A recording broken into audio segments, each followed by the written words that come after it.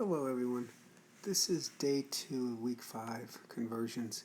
This is something that this year in 4th grade math we did not cover, but it's definitely something we want you to be exposed to, and it's something that if you think about logically, we're hoping you can solve. And that is the idea of converting units of measurement from one way to the other. And so the idea would be you're either going to multiply or divide depending on what's being asked of you. So if I said to you, you had 4 feet. Somebody said, well, how many inches is that?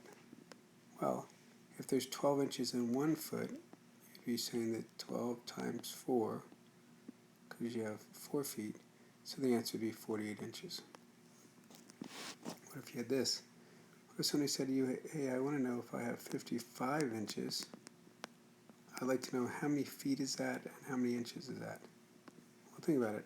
If there's 12 inches in 1 foot, so 55 divided by 12,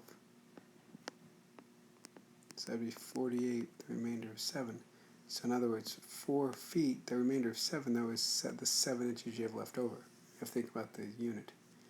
So in this section, there's going to be a few different problems where you're going to be making conversions, and just say to yourself, am I multiplying to get that number? Am I dividing to get it?